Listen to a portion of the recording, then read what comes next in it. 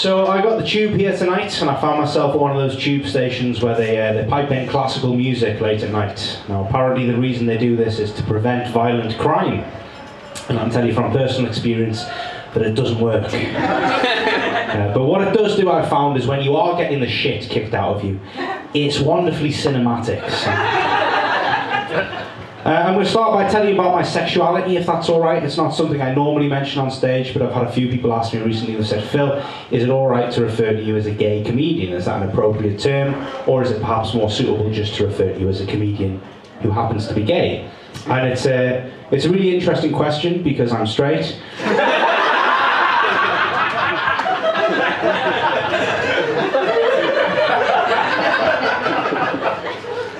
I say straight, what I technically am is I'm straight-ish. I'm straight-ish. And the ish part of that word, that makes a lot of men quite uncomfortable. I had a guy approach me after a gig recently, quite aggressive, and he went, listen mate, what's your sexuality? What is it that you're into? And I said, look, to be honest mate, I don't really like to be pigeonholed, but I'm up for everything else.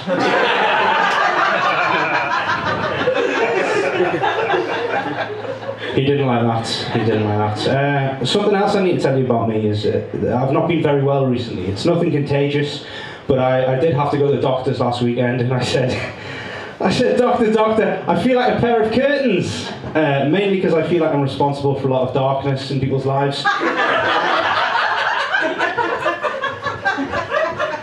And I also think I'll be found hanging in my bedroom one day. And he said, Phil, pull yourself together. Because that's the level of mental health care we get on the NHS.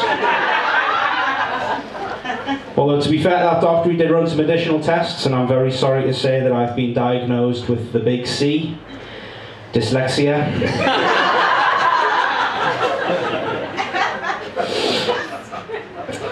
In all seriousness though, I am concerned with mental health issues, well, my mental health issues. I'm not so fussed about other people's. But I've had terrible trouble sleeping recently, and someone said that I should download the Calm app. I don't know if anyone here is familiar with it. If you don't know the Calm app, it's got breathing exercises and music on it. It's meant to help you sleep at night.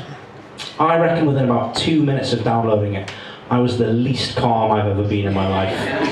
And I'll tell you why, a couple of reasons. Firstly, it's got bedtime stories for adults on there. That's weird.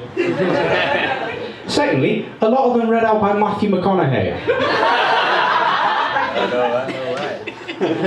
Genuinely. Alright, no. No, if you're thinking, oh, Matthew McConaughey's got a sexy voice, that's great for a bedtime story. Wrong, right? Yes, he's got a sexy voice and a sexy body, and he's a very talented man with a lot of money in the bank. The last thing that I want, I, a 34-year-old divorced English teacher living in a house share in Shepherd's Bush, the last thing that I want when I'm trying to go to sleep at night is to be reminded that Matthew McConaughey exists. I don't find it calming. But that's just me, that's just me. I feel bad standing up here and complaining about things. It's not fair for me to complain about things because I'm a man. And let's be honest, we've got it pretty easy, haven't we guys? Pretty sweet being a man, right? So Scott, is it? What would you say is your favourite thing, or one of your favourite things about being a man? If you were put on the spot. You can pass if you want. Yeah, I'll pass. Pass. I'll concur to her. Okay. Oh, we've got someone in the back. Yeah, I think weeing standing up for a guy. Women, do we agree? Yeah. Peeing while you stand up. Yeah, that is a really good thing about being a man. Peeing while you stand up. Never tried it myself, but I hear good things. No, actually that's weird because I shit standing up. It's a real power move. You should try it sometime. You get funny looks at the urinals though. But no, that is a good thing. It's a good answer. It's a good answer. It's better than the answer I got last time I asked that question. There was a guy in the front row. He wasn't trying to be funny. He just went, getting paid more? It's the wrong answer. Thanks for playing. No, there are a lot of good things about being a man, but I get jealous of women. I do, I get jealous of women because I think there's a lot of things that women can do that men can't do, that we'd like to do. And I think there's one thing in particular that women can do that men can't do. And I think the guys in the room know what I'm talking about. Watching children play in the park.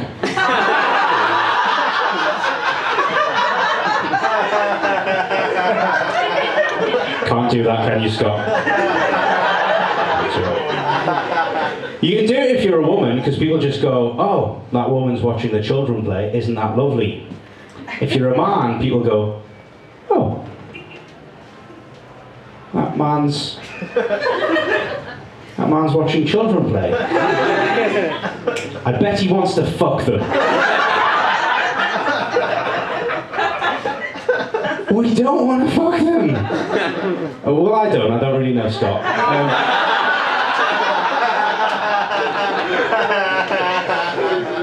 But generally we don't, and that's a level of judgment that we have to put up with. And I was in the park just recently, I saw some kids kicking a football around, and I thought, oh, that's nice. And I thought, no, I'm not going to stand here and watch them play football. I'm not going to stand here and have people walk past and judge me. I'll hide in the bushes, right?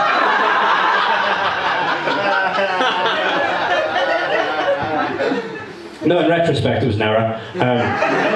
I'd say, if anything, it made it worse when I eventually was spotted. Didn't know I could run that fast. Incredible. But no, it's not all doom and gloom in my life. Actually, I went on a date last night, and we ended up having sex. No biggie, that's what she said. But no, it was good. We went to the zoo. Has anyone ever been to the zoo on a date? Fantastic. While I was there, I had an incredibly powerful encounter with a monkey. We were at the monkey enclosure, and I was looking at the cage that the monkeys were in. It was making me think about lockdown and restrictions and things. It was putting a lot of things in perspective for me. And as I was thinking about this, I just ended up locking eyes with this monkey. And he looked a little bit like you, Scott, actually. And we just kind of stared at each other for ages. And after a while, this monkey just started masturbating. Yeah, he didn't break eye contact though. And it made me think, Scott. He didn't speak either. It's a fucking magic monkey.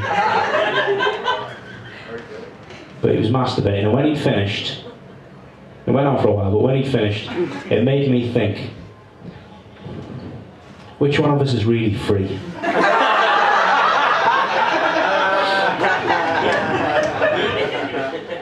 So yeah, pretty good day all in all. Like I say, later that night we ended up having sex. Not me and the monkey, me and my date. But I think sex on a first date is fantastic. It's new, exciting, you're just getting to know each other, right?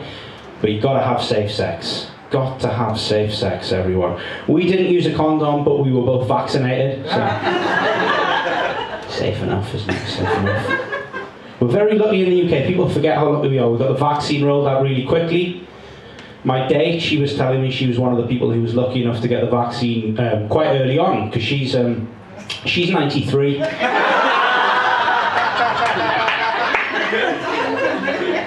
got it earlier.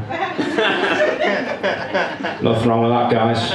As far as I'm concerned, if you're vaccinated and you're a patriot, you should be out there fucking pensioners. And I'll tell you why, they've had a tough time over the last couple of years, haven't they?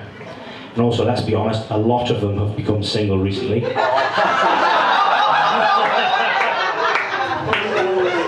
Oh, sorry for being a glass half full kind of guy. I'll leave you with this. I have no idea how long I'll be on for. I woke up at about 4 AM this morning because I could smell smoke. I thought that my house was on fire. Now, fortunately, it turned out to just be my next door neighbour's house on fire, which is a relief. But it was lucky that I did smell the smoke. They didn't know they were still asleep inside the house. How come I could smell the smoke and they couldn't? It's a great question, Scott. I've got a condition called hypernosmia, heightened sense of smell. You probably all know that if you lose one of your senses, your other senses become stronger, right? Well, this is what happened to me. I was in an accident a few years ago. I lost one of my senses, but as a result, incredible sense of smell. Anyway, 4 AM this morning, I smell the smoke. I'm panicking. I'm thinking, well, I've got to warn my neighbours. I've got to get them out of there. I've got to call the fire brigade, do something, right? Unfortunately, the sense that I lost was my sense of urgency.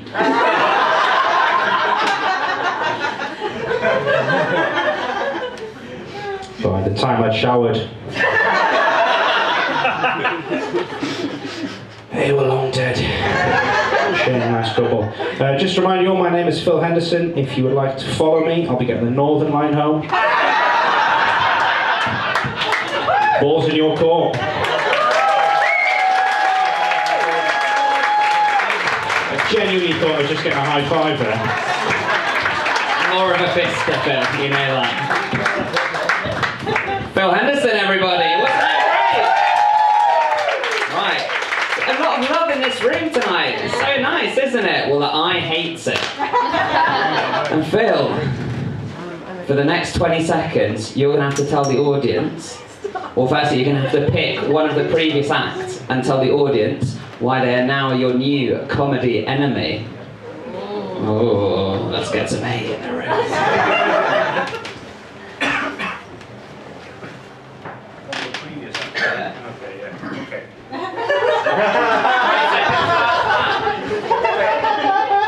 So, Natalie, why don't you go fuck yourself?